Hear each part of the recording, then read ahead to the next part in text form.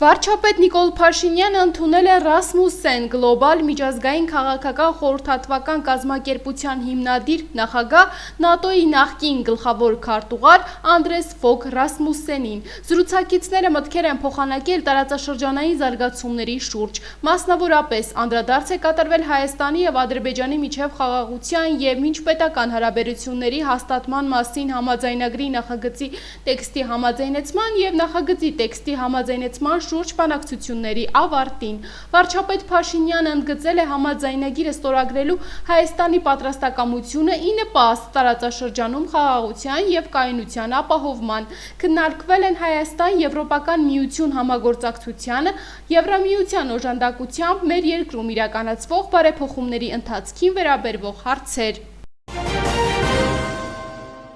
Աշխատանքային այցով Ստրասբուրգում գտնվող ազգային ժողովի նախագահ Ալեն Սիմոնյանը հանդիպել է Մեքսիկայի սենատի նախագահ Խերարդո Ֆերնանդես Նորոնյայի հետ։ Զրուցակիցները քննարկել են միջխորհրդարանական համագործակցությանը, ինչպես նաև հայ-մեքսիկական օրակարգին վերաբերող հարցերի լայն շրջանակ։ Ալեն Սիմոնյանը նաև գործընկերոջ ուշադրությունն է հրավիրել Ադրբեջանում պահվող հայերի ապօրինի դատավարության խնդրի վրա։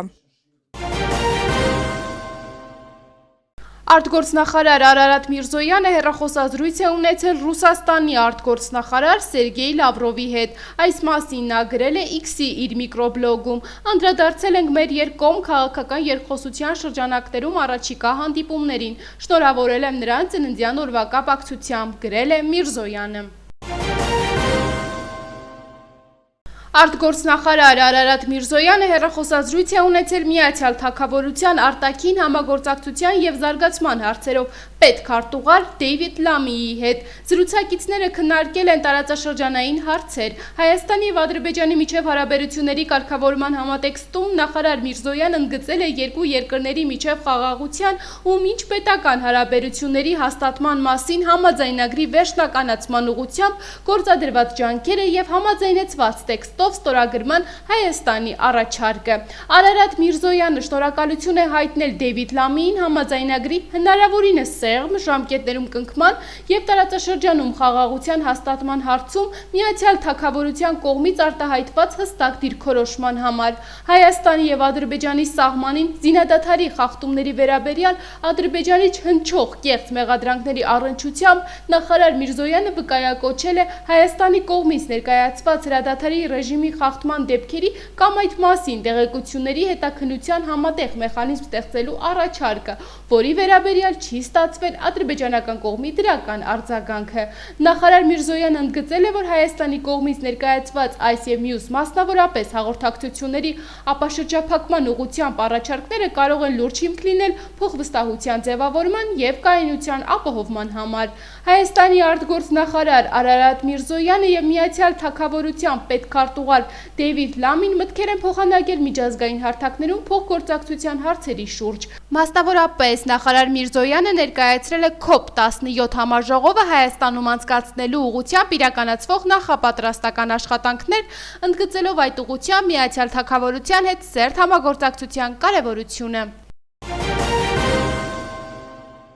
Միացյալ Նահանգները ողջունում է Հայաստանի եւ Թուրքիայի միջև համագործակցությունը Մարգարա Ալիջան սահմանային անցակետը ժամանակավորապես բացելու ուղղությամբ, որպեսզի Հայաստանին հնարավորություն ընձեռվի մարդասիրական օգնություն ցուցաբերել Սիրիայի ժողովրդին։ Այդ մասին X-ի միկրոբլոգում գրել է Ամերիկայի Միացյալ Նահանգների պետքարտուղարության Կովկասի բանակցությունների գծով գլխավոր խորհրդական Լուիս Բոնոն։ Սա ցույց է տալիս, թե ինչպես է Հարավային Կովկասում համագործակցությունը օգուտ տալիս ողջ տարածաշրջանին, նշել է ամերիկացի պաշտոնյան։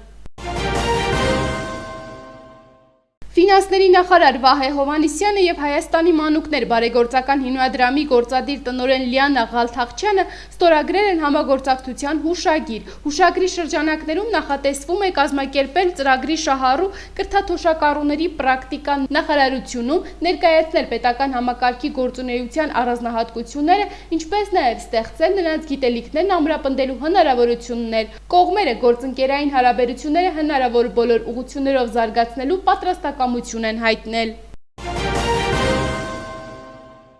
Մարտի 21-ին ավտովթար է տեղի ունեցել Կոտայքի մարզում։ Ժամը 23:20-ի սահմաններում Հրազդան քաղաքի Զորավոր Անդրանիկի փողոցում բախվել են Կոտայքի մարզի բնակիչներ 62-ամյա Խաժակ Գ-ի վարած Mercedes Viano մակնիշի և 22-ամյա Միշա Խ-ի վարած BMW X5 մակնիշի ավտոմեքենաները։ Ինչպես հայտնում է ֆոտոլրագրող Գագիկ Շամշյանը, վթարի հետևանքով 2 հոգի մարմնական վնասվածքներով տեղափոխվել են Հրազդան բժշկական կենտրոն։ Վիրավորներին առաջինը օգնության են հասել քաղաքացիները, եւ ըստ դեպքի վայրում հավաքվածների օպերատիվ են գործել Հրազդան բժշկական կենտրոնի շտապօգնության բժիշկների հերթապահ խումբը, ովքեր վիրավորներին մինչև հիվանդանոց տեղափոխելը տեղում առաջին օգնություն են ցուցաբերել։ Մարտի 20-ին ժամը 14:35-ին ներքին գործերի նախարարության ոստիկանության Կոտայքի մարզի օպերատիվ կառավարման կենտրոն զանգած Երևան քաղաքի բնակիչը հայտնել է, որ Կոտայքի մարզում գտնվող իր տուն այդ պահին օտար մարդ է մտել։ Քրեական ոստիկանության Կոտայքի մարզի եւ համայնքային ոստիկանության Նայրի բաժնի ծառայողներն ու մարզի պարեկները մեկնել են դեպքի վայր, որտեղ հանցանք կատարելու պահին հայտնաբերել, ձերբակալել եւ քրեական ոստիկանության Կոտայքի մարզային վարչություն են տեղափոխել Նոր Հաջնի բնակիչ 59-ամյա տղամարդուն։ Կազմված փաստաթղթերն ուղարկվել են Նայրիի քննչական բաժին։ Չինաստանի Ժողովրդական Հանրապետության Հունան նահանգի հասարակական անվտանգության դեպարտամենտի պետի տեղակալ Հու Չժիվենի գլխավորած պատվիրակությունը մարտի 20-ին մի շարք հանդիպումներ է ունեցել ներքին գործերի նախարարության ոստիկանության ղեկավար կազմի հետ։ Քրեական ոստիկանության գլխավոր վարչության պետ, ոստիկանության պետի տեղակալ Վարդան Վարդանյանը հանդիպման ժամանակ բարձր է գնահատել երկու երկրների միջև ձևավորված սերտ համագործակցությունը, մասնավորապես իրավապահ ոլորտում։ Նա հյուրերին ներկայացնելով քրեական ոստիկանության գործառույթները կարևորել է հանցավորության դեմ պայքարում միջազգային համագործակցությունը։ Այդ համատեքստում մասնավորապես առանձնացրել է թմրամիջոցների ապօրինի շրջանառության եւ համացանցի միջոցով խարդախությունների դեպքերը, որոնք հաճախ անդրազգային բնույթ են կրում։ Հու Չժիվենը շնորհակալություն հայտնելով ջերմընդունելության համար անդրադարձել է միջազգային փորձի փոխանակման անհրաժեշտությանը եւ հանրության անվտանգությանը միտված ծրագրերին։